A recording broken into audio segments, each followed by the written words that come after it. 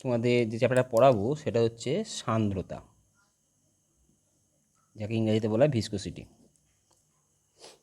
তাহলে তোমরা বাড়িতে করতেই পারো, বাড়িতে লক্ষ্য করতে পারবে। একটা গ্লাস নিলে, গ্লাসে জল মোটামুটি এরম ভর্তি করে দিলে, ভর্তি করে দিয়ে একটা কাঠি দিয়ে যদি এরম করে নাড়ানো হয় কন্টিনিউয়াস, তাহলে দেখবো জলটা ঘুরছে।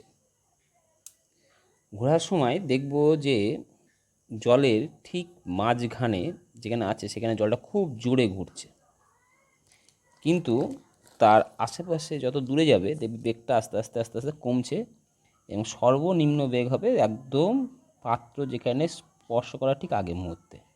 এই জায়গাটা জলের বেগ সবচেয়ে কম। এটা কী করে বেশি ভালো বোঝা যাবে?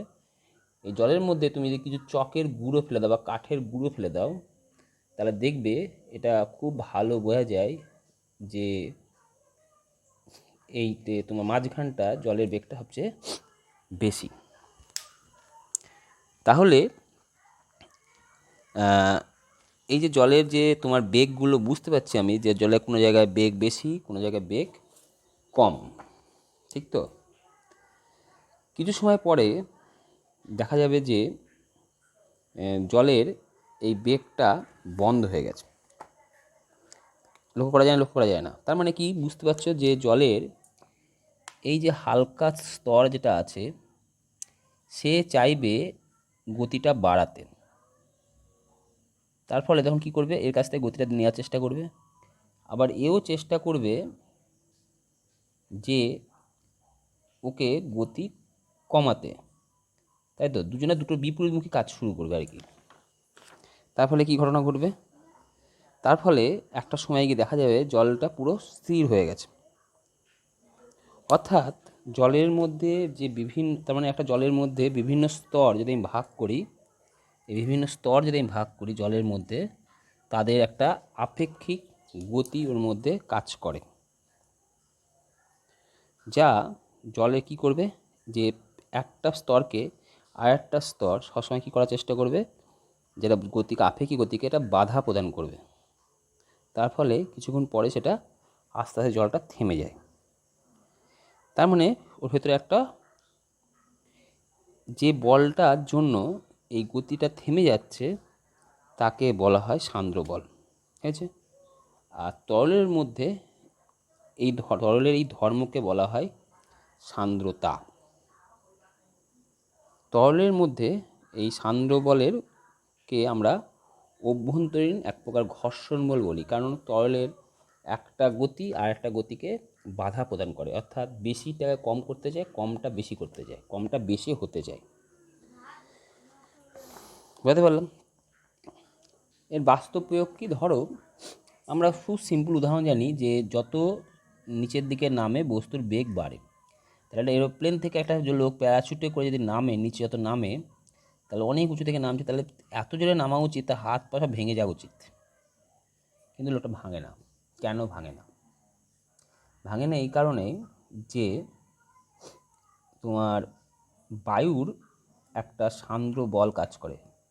কার উপর কাজ করে? এই প্যারাশুটটার ওপরে। তার ফলে সেটা যে বেগে পড়া উচিত ছিল সে বেগে আর পড়বে না, একটা সর্বোচ্চ স্থির বেগ নিয়ে নিচে নামবে। কি বললাম? যত নিচে নামে তত বেগ বাড়ে। অভিকর্ষ বলার জন্য আরও বাড়া উচিত ছিল, কিন্তু বায়ুর সান্দ্রতা বল জন্য, বায়ুর সান্দ্র বলের জন্য প্যারাশুটটি একটি সর্বোচ্চ স্থির বেগ নিয়ে নিচে নামে, তাই সেই আঘাতটা পেত, সেই আঘাতটা পায় না। অভিকর্ষ বলের জন্য বেশি হওয়া ছিল, কিন্তু হয় না, কারণ বায়ু সান্দ্র বলের জন্য।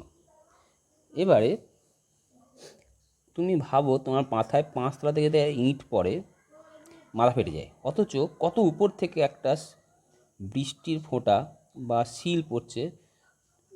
বৃষ্টির ফোঁটায় ধরো, তাহলে বৃষ্টির ফোঁটা কিন্তু বিশাল জোরে পড়া উচিত ছিল, তাই না? অনেক উঁচু থেকে পড়ছে একটা জলকণা, তাহলে সেই অতটা কিন্তু জোরে পড়ে না, যতটা অভিকর্ষ টানে যতটা জোর হওয়া উচিত ছিল।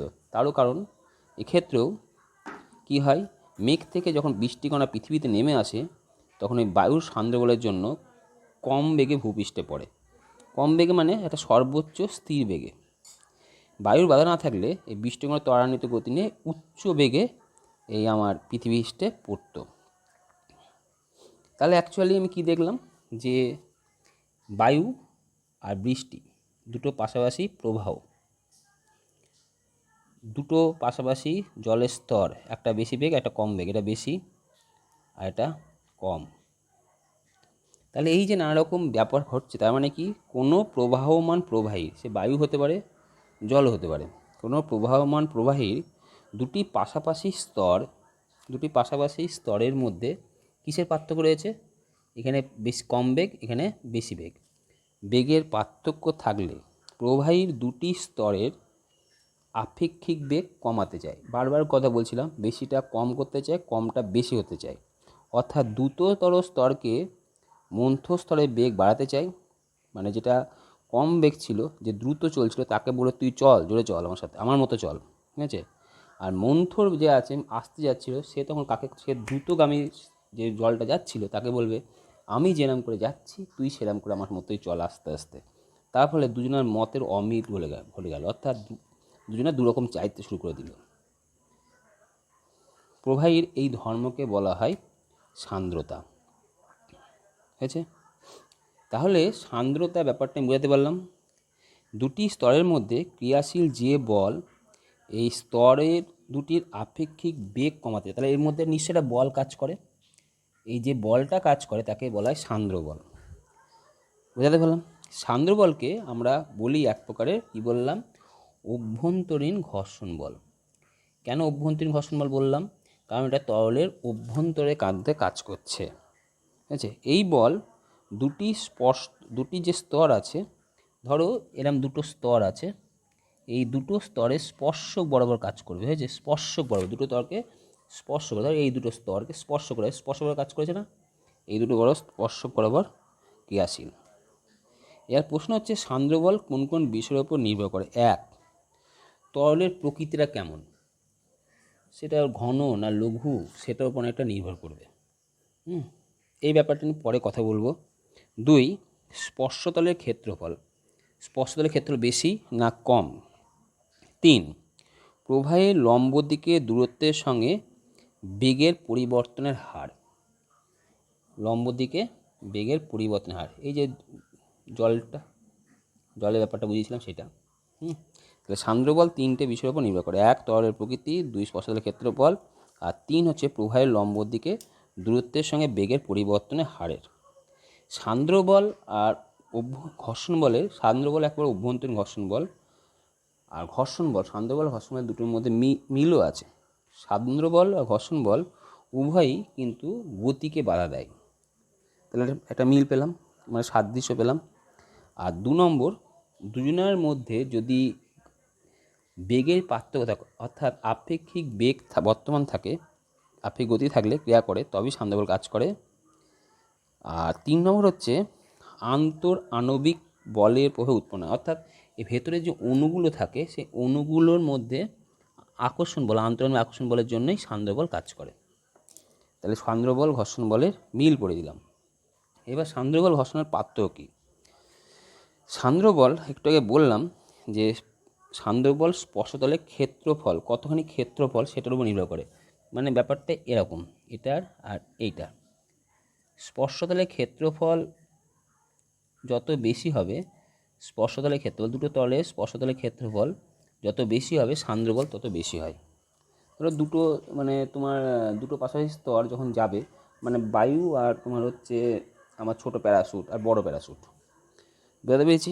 দুই, এই বল স্পর্শতলের ক্ষেত্রফলের উপর নির্ভর করে না। ঘর্ষণ বল স্পর্শতলের ক্ষেত্রফলের উপর নির্ভর করে না, স্পর্শতলের প্রকৃতির উপর নির্ভর করে, শিখেছো আগেই।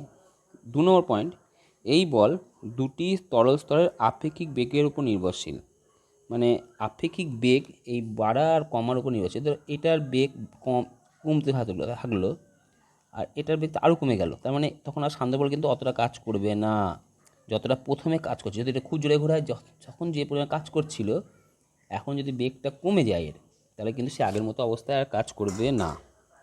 এই বল দুটি স্তরে আপেক্ষিক বেগের উপর নির্ভর করে না। ঘর্ষণ বলটা যখনই তুমি চলতে শুরু করবে, সে আসতে যাও আর জোরে যাও, ঘর্ষণ বল তোমার থাকবেই। বুঝতে পেরেছি? তাহলে এইটুকু টপিক পড়ালাম।